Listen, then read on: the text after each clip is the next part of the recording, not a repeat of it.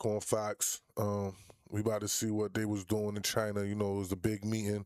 All the big boys went out there. Trump, Elon Musk, Rubio. You know what I'm saying? Like Pete Hegseth. You know what I'm saying? So we about to just see. We about to get a little details. See what they talking about. TommyG TV. Like, share, subscribe, comment.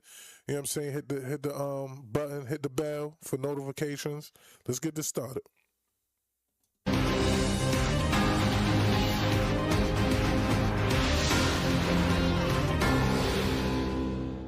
Welcome back to Beijing and our conversation with the President of the United States.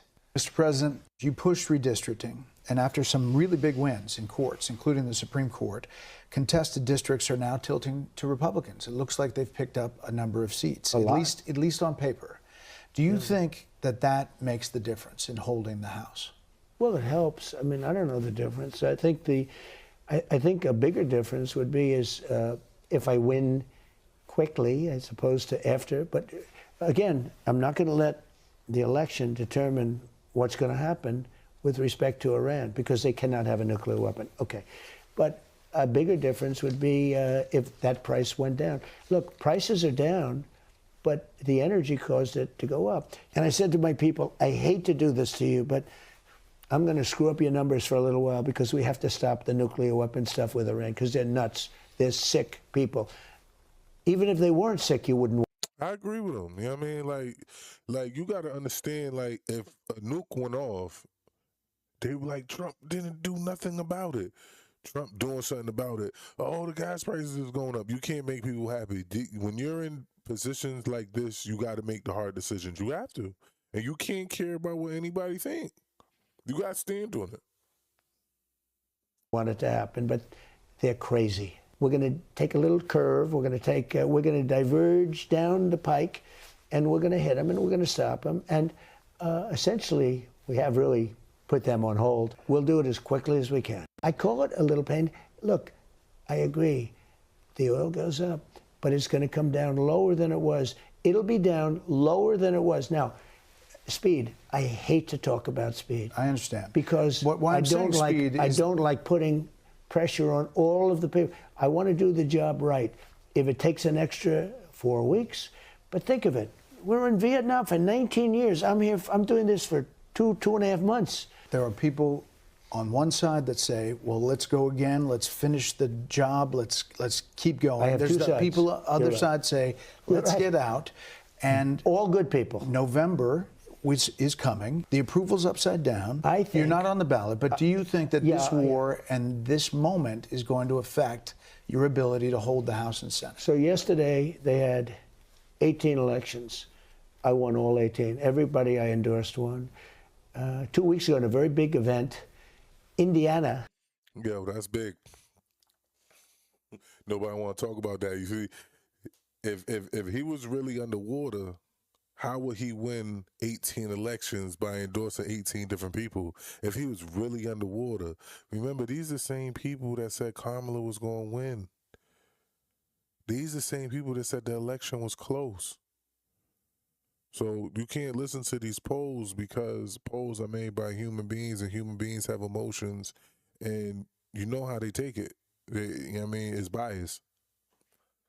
You got to do it, man. Nobody want to see no nuke go up. Nobody want to see the country that's in back of 75%, 80% of all terrorism with a nuke. Come on, man. Make it make sense. Pay attention. Had like 8 people that had never lost an election. Some were in for 25 years.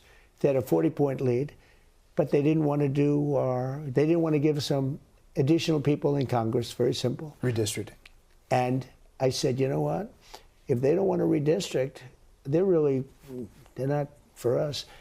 And I ran candidates that nobody ever heard of, but good people. And everyone won, other than one, because 2 or 3 people ran. Actually, it was very smart. But I won every one of them. CNN did a poll recently that said I'm 100% approval in the Republican Party with MAGA, which is most of the Republican Party. So I think it's almost all of it now, actually. I'm at 100%. And Harry, whatever his name is, Enden. Nice guy, Harry Enden, was jumping up and down. But and you saying think you're he's going to never win the seen that. midterms? I don't know. I don't know. 100% approved. That was CNN. Those are CNN numbers. 100% approved because nobody wants to see no nuke go off. Those are big numbers. 18 wins, 100% approval. Come on, man. Come on, man. We done dealt with gas prices through the years. The gas prices is going to go down. I feel like he should just go in there and bomb and get it over with. You know what I mean? Just take the straight. Let's take it. If other people don't want to help us, let's take it and control it. That's how I feel. I can't tell you because a couple of factors. They got to pass the Save America Act. I really believe that's important because the Democrats cheat. This will keep them from cheating. It'll make it much harder for them to cheat. Without cheating, they can't win. They say because they have votes. things like open borders where criminals can pour into your country, men playing in women's sports so ridiculous. These are 98% issues. You know, the fake news says, oh, these are 80-20. They're not 80-20. Transgender mutilization of your child. These are the things that they support.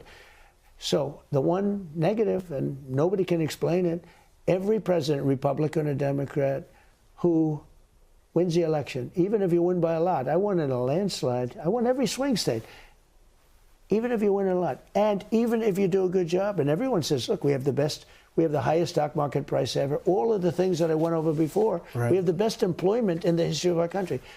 But even if you have a good president who's done a good job, they always lose the midterms. On Cuba, you said Cuba is hurting and ready to make a deal. The CIA director was there Thursday. China's been active there. They've had a deal with Cuba about renewable energy project. They're not there anymore. 92 solar farms. Well, they're not there anymore. So is Cuba going to turn to us and make a deal? I think so. I mean, look, I've been hearing about Cuba since I'm a little boy.